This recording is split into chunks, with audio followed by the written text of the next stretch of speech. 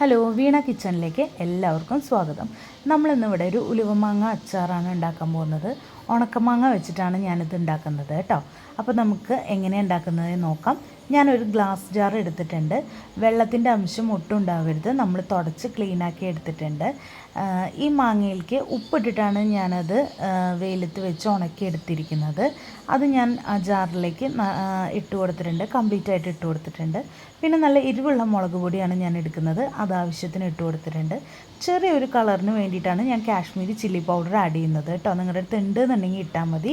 മുഴുവനായിട്ടുള്ള ഉലുവ ഇട്ട് കൊടുത്തിട്ടുണ്ട്. പിന്നെ ഒരു 1/2 സ്പൂണോളം ഉലുവയുടെ പൊടി ആഡ് ചെയ്തിട്ടുണ്ട്. പിന്നെ ഞാൻ കടുക് ഒന്ന് മിക്സിയിലിട്ട് ഒന്ന് പൊടിച്ചതാണ്. വറുക്കൊന്നും വേണ്ട, നമുക്ക് ഡയറക്റ്റായിട്ട് മിക്സിയിലിട്ട് പൊടിക്കാം. പിന്നെ അതേപോലെ തന്നെ നമ്മുടെ അച്ചാറിന് ഏറ്റവും സൂപ്പർ മണവും ടേസ്റ്റും ഒക്കെ തരുന്ന നമ്മുടെ കായത്തിൻ്റെ പൊടി, ഒരു 1.5 ടേബിൾ സ്പൂണോളം കായത്തിൻ്റെ പൊടി ഞാൻ ഇട്ടിട്ടുണ്ട്. അപ്പോൾ പൊടികളായിട്ട് നമുക്ക് ജാറിലേക്ക് ഇത് മാത്രമാണ് ആവശ്യമുള്ളത്. ഇനി നമുക്ക് നല്ല വൃത്തിയായിട്ടുള്ളൊരു സ്പൂണ് വെള്ളം ഒട്ടും പാടില്ല, ഒന്ന് നന്നായിട്ട് നമ്മളൊന്ന് മിക്സ് ചെയ്തെടുക്കുക. അല്ലെങ്കിൽ ഒന്ന് ഷേക്ക് ചെയ്തെടുത്താലും മതി കേട്ടോ. ഞാനൊന്ന് ഷേക്ക് ചെയ്തിട്ടാണ് എടുത്തിരിക്കുന്നത്. പിന്നെ ഇതാ നമുക്ക് വേണ്ടത് നല്ലെണ്ണയാണ്.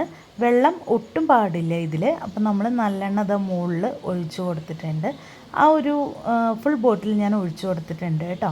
ഞാൻ ഉപ്പ് ഇതിലിടുന്നില്ല, കാരണം ഞാൻ ഉപ്പിട്ടിട്ടാണ് മാങ്ങ ഉണക്കിയിരിക്കുന്നത്. ഉപ്പ് കുറച്ച് കൂടിപ്പോയി, അത് കാരണം ഞാൻ ഇടുന്നില്ല. നിങ്ങൾ ആവശ്യത്തിന് ഉപ്പുണ്ടോ എന്ന് നോക്കിയിട്ട് വേണം ഇടാൻ വേണ്ടിയിട്ട് കേട്ടോ. അപ്പോൾ ഇതാ ഇത്രയും എണ്ണ നമുക്ക് മുകളിൽ തെളിഞ്ഞ് നിൽക്കണം. അപ്പോൾ നമ്മുടെ മാങ്ങ ഇതാ ഇവിടെ റെഡി ആയിട്ടുണ്ട്. 3-4 മാസം കഴിഞ്ഞിട്ടാണ് നമ്മളിത് തുറക്കേണ്ടത്.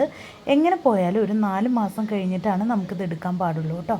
അപ്പോഴാണ് മാങ്ങയൊക്കെ സോഫ്റ്റായി നല്ല ടേസ്റ്റായിട്ട് വരിക. അപ്പോൾ ഇത്രയേ ഉള്ളൂ. നമ്മുടെ ചാനൽ നിങ്ങൾക്ക് ഇഷ്ടമാവുന്നുണ്ടെങ്കിൽ ലൈക്ക് ചെയ്യുക, സബ്സ്ക്രൈബ് ചെയ്യുക, ഷെയർ ചെയ്യുക. താങ്ക്